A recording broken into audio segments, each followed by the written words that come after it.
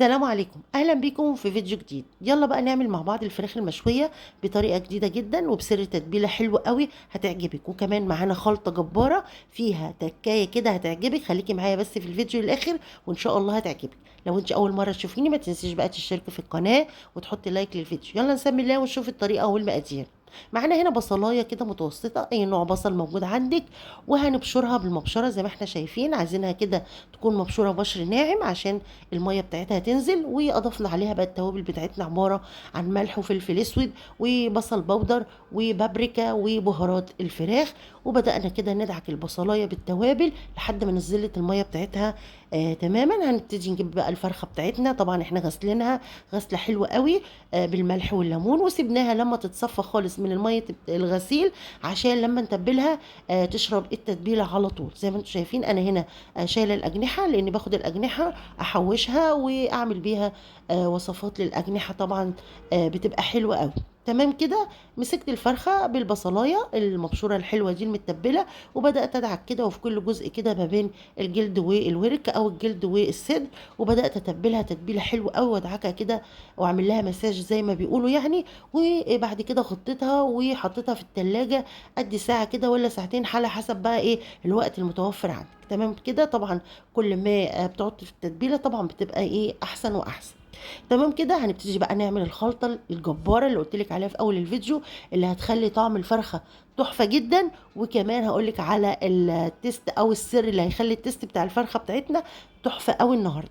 زي ما انت شايفه كده جبنا ايه معلقه من الصلصه، وجبنا كده ليمونه كبيره. لو عندك ليمون كبير هتحطي ليمونه، او ليمون صغير هتحطي ليمونتين وتعصريهم عصره حلوه قوي كده. وبعد كده هنبتدي نحط بقى ايه معلقه ملح صغيره ورشه من الفلفل الاسود عليهم. زي ما انت شايفه حطيت الملح، طبعا ما تكتريش عشان الفرخه بتاعتنا متبله وفيها ملح، فده الخلطه دي احنا هنحطها من فوق الوش، فما تكتريش ملح وفلفل، يعني رشه كده ورشه كده. وبعد كده هبتدي انزل عليهم كمان بشويه او معلقتين كده كبار من الزيت. اي نوع زيت عندك بقى هيمشي، زيت تموين، اي نوع زيت. الزيت ده هيديها لمعه حلوه قوي. وكمان هنحط معلقتين كبار من الخل.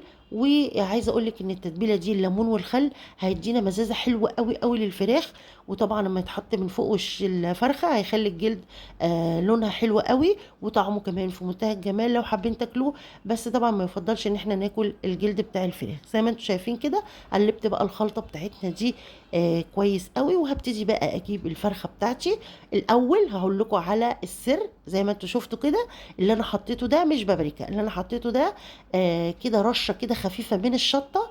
عايزه اقول لك هتدي للخلطه دي تست حلو قوي، هتخلي الفراخ طعمها في منتهى الجمال وشمخه كده للفرخه المشويه.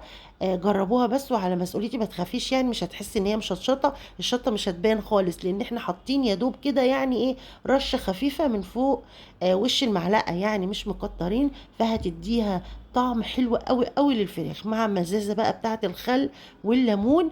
ما اقولكيش بقى هتخليها طعمها في منتهى الجمال. هبتدي بقى اجيب الفرخه وانزل عليها بقى بالخلطه الجباره الحلوه دي، الصلصه كده المتبله الحلوه دي بالليمون كده والخل والتوابل. وابتدي ادهن بقى ايه وش الفرخه بتاعتي كده دهنه حلوه قوي قوي. واكون طبعا مولعه البوتاجاز بتاعي على او الفرن يعني بتاع البوتاجاز على اعلى درجه، وابتدي احطها الاول تحت من تحت على الصاجه لمده 10 دقايق. وبعد كده هرفعها فوق الشبكه على الرف واسيبها حوالي من ساعة لساعة وربع، طبعا على حسب حجم الفرخة. كل ما الفرخة طبعا بتبقى كبيرة بتاخد وقت أطول، يعني هتاخد معانا حوالي ساعة ساعة وربع وتخرج معانا بالشكل الجميل ده. زي ما انتم شايفين الزيوت بقى والدهون اللي نزلت منها كده والزيت والحاجات دهنت بيها كده وش الفرخة عشان تديها لمعة حلوة كده. وزي ما انتم شايفين شكلها يفتح النفس وكمان طعمها في منتهى الجمال. ان شاء الله الطريقه سهله جدا ما فيهاش اي يعني افتكاسات ولا حاجات غريبه ولا صعبه. زي ما قلت لك البصل والتتبيله مع الخلطه اللي احنا عملناها بالصلصه والتوابل والخل مع سنه الشطه دي هتخليها لك تحفه وفي منتهى الجمال. جربي بس وما تنسيش تقولي لي في التعليقات رايك فيها ايه. شكلها حلو قوي ويفتح النفس، وان شاء الله طعمها كمان هيعجبك باذن الله. زي ما انت شايفه تقدري بقى تعملي جنبها اي حاجه انتوا بتحبوها، رز، مكرونه. انا كنت عامله جنبها مكرونه بالصلصه وكانت اكله جميله جدا وتحفه. انت كمان جربيها وان شاء الله هتعجبك. وما تنسيش بقى تكتبي لي في التعليقات، وما تنسيش بقى لو الفيديو عجبك ما تنسيش ايه، لو انت مش مشتركه تشتركي في القناه، ولو انت مشتركه ما تنسيش بقى تحطي اللايك وتكتبي لي كومنت جميل من ايديكي. واشوفكم على خير، فيديوهات جايه كتير. مع السلامه.